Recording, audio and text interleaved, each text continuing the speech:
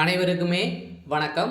சற்று முன் கிடைக்கப்பெற்ற ஒரு மிக மிக முக்கியமான செய்தி ஒன்று வெளியாகி உள்ளது. சற்று முன் செந்தில் பாலாஜி வழக்கில் இறுதி தீர்ப்பு 7 ஆண்டு சிறை தண்டனை, நீதிமன்றம் அதிரடி. இது மாதிரி பார்த்தீங்கன்னா செய்திகள் வெளியாயிருக்கு. ஸோ அதனால் செந்தில் பாலாஜி அவர்கள் பார்த்தீங்கன்னா ஏற்கனவே நிபந்தனை அடிப்படையில் தான் ஜாமீனில் வெளியில் இருக்கார் இல்லையா. இருந்தாலும் அவர் பார்த்தீங்கன்னா ஏற்கனவே புழல் சிறையில் ஒரு 471 நாட்களாகவே புழல் சிறையில் இருந்தார். இதைத் தொடர்ந்து வெளியில் வந்த அடுத்த 2வது நாட்களே பார்த்தீங்கன்னா இவர் அமைச்சராக பொறுப்பேற்றது தான் பார்த்தீங்கன்னா இப்போ தமிழகத்தவே அவருடைய வழக்கில் ஒரு புரட்டி போடக்கூடிய சம்பவம் நடந்திருக்கு. அதனால தான் உச்சநீதிமன்றம் பார்த்தீங்கன்னா இவருடைய வழக்கில் செந்தில் பாலாஜியுடைய தரப்புக்கும் தமிழக அரசுக்கும் பார்த்தீங்கன்னா கேள்விகள் எழுப்பியிருக்கக்கூடிய சரமாரியாக கேள்விகள் எழுப்பியிருந்தாங்க. இந்த கேள்விக்கு எந்த ஒரு துறையும் பார்த்தீங்கன்னா இதற்கு பதிலளிக்காத நிலையில் தான் இப்போ செந்தில் பாலாஜியுடைய வழக்கில் அதிரடியாக இறுதி தீர்ப்பாக பார்த்தீங்கன்னா இப்போ நீதிபதிகள் வழங்கியிருக்கக்கூடிய நிலையில் தான் இவருக்கு 7 ஆண்டு சிறை தண்டனை வழங்கியிருக்காங்க.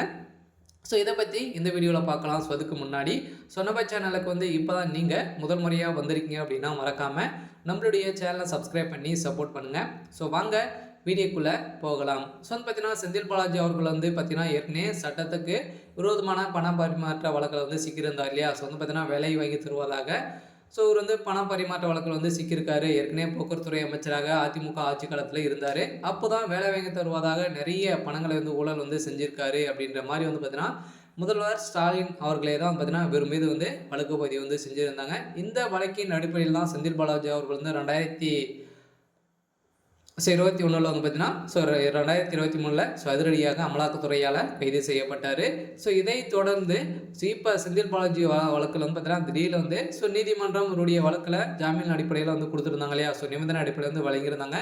இதை தொடர்ந்து இப்போ அவர் வெளியில் இருந்த நிலையில் மீண்டும் அவர் மீது புதிய புதிய வழக்குகளாக பதிவு செய்யப்பட்டிருக்கக்கூடிய நிலையில் தான் பார்த்தீங்கன்னா இப்போ மின்சாரத்துறை அமைச்சராக இருக்கா இல்லையா. இதில் நிறைய எக்கச்சக்கமான 4000 கோடிக்கு மேலே ஊழல் நடந்திருக்கு. 40,000 கோடிக்கு மேலே ஊழல் நடந்திருக்கு அப்படின்ற மாதிரி பார்த்தீங்கன்னா எதிர்கட்சி தலைவர்களும் திமுகவுடைய கூட்டணி கட்சிகளே பார்த்தீங்கன்னா இவர் மீது குற்றச்சாட்டுகள் வைத்திருக்கக்கூடிய நிலையில் பார்த்தீங்கன்னா ஏற்கனவே அதானியுடைய விஷயத்தில் வசமாக சிக்கியிருக்கக்கூடிய செந்தில் பாலாஜி அவர்களும் இப்போ வசமாக சிக்கியிருக்காங்க. அதனால் முதல்வர் ஸ்டாலின் அவர்களும் செந்தில் பாலாஜி அவர்களுக்கும் இதில் எக்கச்சக்கமான பணங்களை லஞ்சமாக பெற்றிருக்காங்க அப்படின்ற மாதிரி ஆதாரத்தோடு அண்ணாமலை அவர்கள் வெளியிட்டு இருந்தார். இதை தொடர்ந்து தான் இப்போ செந்தில் பாலாஜியுடைய வழக்கில் புதிய வழக்கு இவர் மீது பார்த்தீங்கன்னா 40,000 கோடி இப்போ நடந்திருக்கக்கூடிய டெண்டரில் வசமாக சிக்கியிருக்காரு. இதன் அடிப்படையில் தான் இப்போ செந்தில் பாலாஜி அவர்கள் கைது செய்யப்பட்டிருக்காரு. இவருக்கு நீதிமன்றம் 7 ஆண்டு சிறை தண்டனை வழங்கியிருக்கிறதாக செய்தி வெளியாக இருக்குது. சரி, ஓகே. இன்றைக்கான அப்டேட் பார்த்தீங்கன்னா இதுதான். மறக்காமல் நம்மளுடைய சேனலை சப்ஸ்கிரைப் பண்ணி சப்போர்ட் பண்ணுங்கள். தேங்க்யூ.